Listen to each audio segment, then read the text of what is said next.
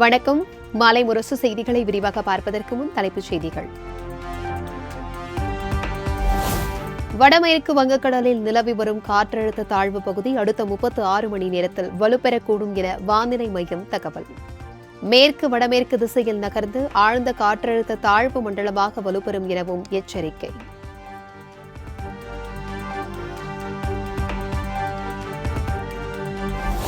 வங்கக்கடலில் உருவான காற்றழுத்த தாழ்வு பகுதி காரணமாக கன்னியாகுமரி மாவட்டத்தில் பரவலாக தொடர் மழை. பள்ளி சென்ற மாணவ மாணவிகள் மற்றும் வாகன ஓட்டிகள் பாதிப்பு.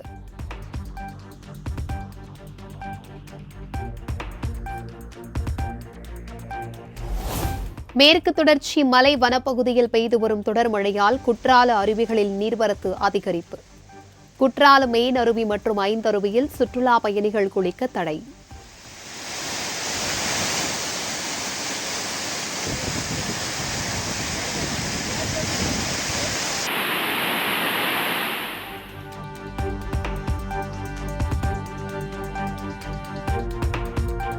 தமிழகத்தின் பல்வேறு பகுதிகளில் பறிமுதல் செய்யப்பட்ட 265 கோடி மதிப்பிலான போதைப் பொருட்கள் அழிப்பு. அரியலூர் ரெட்டியாபாளையத்தில் உள்ள சிமெண்ட் ஆலையில் வைத்து பாதுகாப்பான முறையில் அழித்தது காவல்துறை.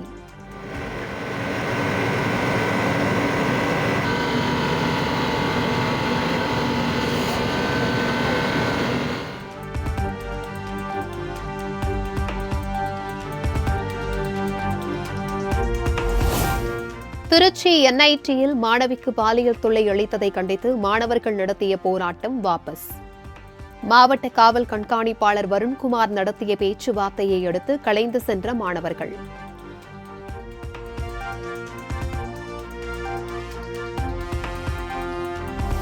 திருச்சி என்ஐடி மாணவர்கள் பிரச்சினை ஏதும் இருந்தால் தொடர்பு கொள்ள தன்னுடைய வாட்ஸ்அப் எண்ணை வழங்கியுள்ளதாக திருச்சி எஸ்பி வருண்குமார் பேட்டி. போராடிய மாணவர்கள் மீது நடவடிக்கை எடுக்கக்கூடாது என என்ஐடி நிர்வாகத்திடம் உறுதியளித்துள்ளதாகவும் தகவல். நம்பர் கொடுத்துருக்குறோம். அதை போஸ்டராகவும் ஒட்டுறேன்னு சொல்லியிருக்கேன். என்னுடைய வாட்ஸ்அப் நம்பரை போஸ்டராகவும் ஒட்டுறேன்னு சொல்லியிருக்கேன். யாருக்கா ஏதாவது பிரச்சனை இருந்துச்சுன்னா உடனே தொடர்பு கொள்ளுங்கன்னு சொல்லியிருக்கேன்.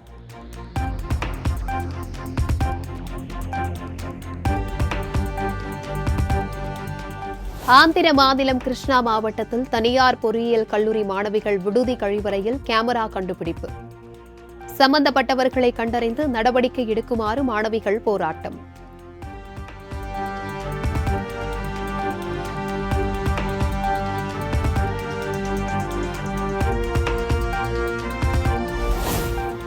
நடிகை அளித்த பாலியல் புகாரில் பிரபல மலையாள நடிகர் ஜெயசூர்யா மீது 2வது வழக்கு பதிவு. ஜாமீனில் வெளிவர முடியாத பிரிவில் வழக்கு பதியப்பட்டுள்ளதால் ஜெயசூர்யாவிற்கு சிக்கல்.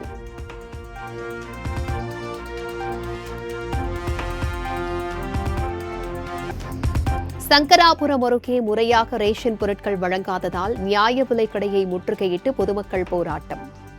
ரேஷன் பொருட்களை கடத்தி கள்ள சந்தையில் விற்பனை செய்வது தட்டுப்பாட்டிற்கு காரணம் என குற்றச்சாட்டு.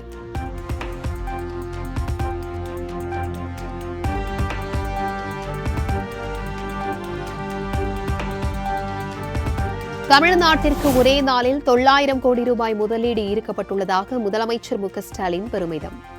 அமெரிக்காவிலிருந்து மேலும் முதலீடுகள் வரும் என்றும் நம்பிக்கை.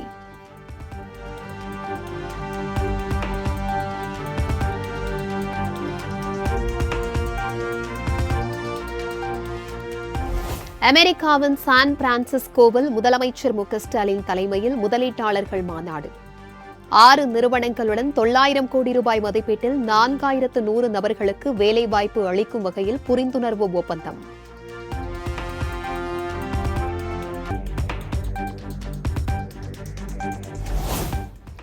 சென்னை தரமணியில் செமி கண்டக்டர் உற்பத்தி தொழிற்சாலை அமைக்க புரிந்துணர்வு ஒப்பந்தம்.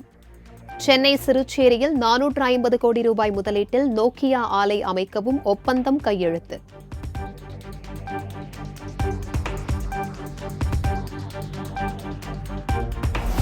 புதிய அமெரிக்க நிறுவனங்கள் தமிழ்நாட்டில் முதலீடு செய்ய முன்வர வேண்டுமென முதலமைச்சர் அழைப்பு.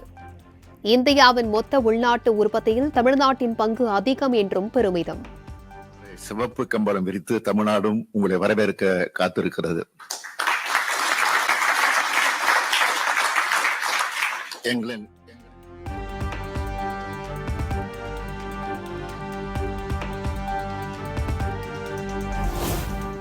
மதுரையில் திமுக மாவட்ட செயலாளர் கோ தளபதி வீட்டின் முன்பு தீக்குளித்து கட்சி நிர்வாகி சிகிச்சை பலனின்றி உயிரிழப்பு. தற்கொலைக்கான காரணம் குறித்து காவல்துறையினர் விசாரணை.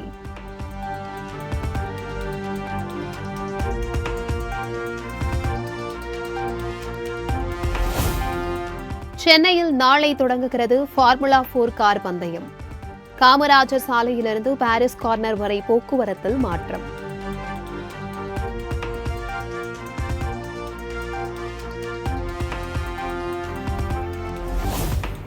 மெரினாவில் உள்ள நம்ம சென்னை செல்ஃபி பாயிண்ட் அருகே காட்சிப்படுத்தப்பட்டுள்ள ஃபார்முலா பந்தய கார்களின் முன்பு நின்று செல்ஃபி எடுத்து மகிழும் மக்கள் கூட்டம்.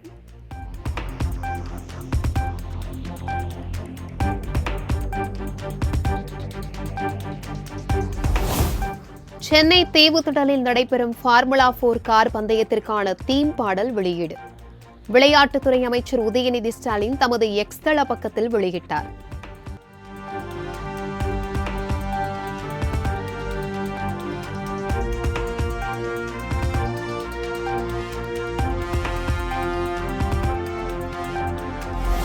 கோவையில் அனுமதியின்றி பிரியாணி சாப்பிடும் போட்டி நடத்தி கூட்டம் கூட்டிய கடை மேலாளர் மீது வழக்கு பதிவு.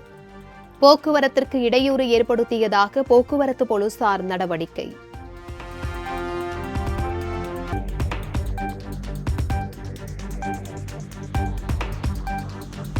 தாய்லாந்து செல்லும் விமானத்தில் திடீர் இயந்திர கோளாறு ஏற்பட்டதால் பயணிகள் அவதி. இயந்திர கோளாறு உரிய நேரத்தில் கண்டுபிடிக்கப்பட்டு சரி செய்யப்பட்டதால் அசம்பாவிதம் தவிர்ப்பு.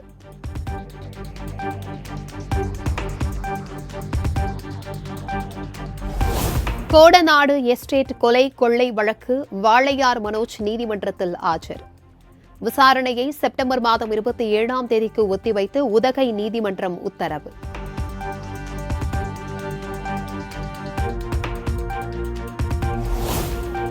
டிஎன்பிஎஸ்சி குரூப் 1 தேர்வில் விடைத்தாள் மாற்றி வைத்து முறைகேடு செய்த விவகாரம். கீழமை நீதிமன்றத்தின் வழக்கு விசாரணையை ரத்து செய்ய சென்னை உயர்நீதிமன்றம் மறுப்பு.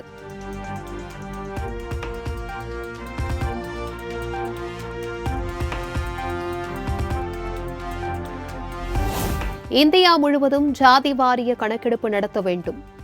மத்திய அரசிற்கு மார்க்சிஸ்ட் கம்யூனிஸ்ட் கட்சி மாநில செயலாளர் கே பாலகிருஷ்ணன் வேண்டுகோள்.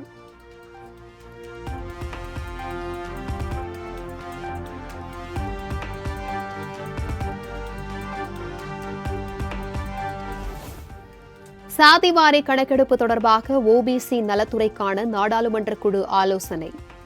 சாதிவாரி கணக்கெடுப்பு நடத்த திமுக, காங்கிரஸ் உள்ளிட்ட எதிர்க்கட்சிகள் வலியுறுத்தல்.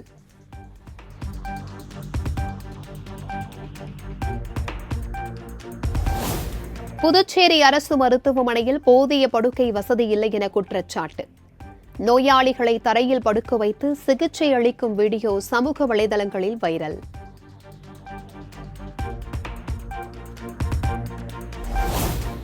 குஜராத் மாநிலம் துவாரகாவில் வெள்ளத்தில் சிக்கியவர்கள் பத்திரமாக மீட்பு. தாழ்வான பகுதிகளில் உள்ள மக்களை ஹெலிகாப்டர் மூலம் மீட்கும் பணி தீவிரம்.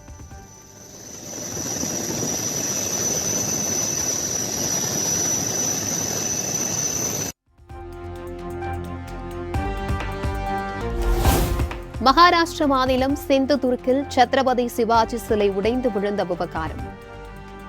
சேட்டன் பாட்டில் என்பவரை கைது செய்து காவல்துறையினர் விசாரணை.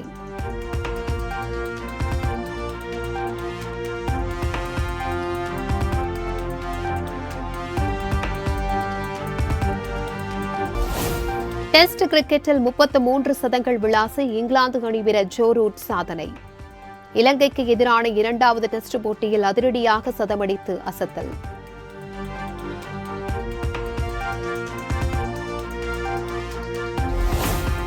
சென்னையில் ஆபரண தங்கத்தின் விலை சவரனிற்கு 80 ரூபாய் குறைந்து 53,640 ரூபாய்க்கு விற்பனை.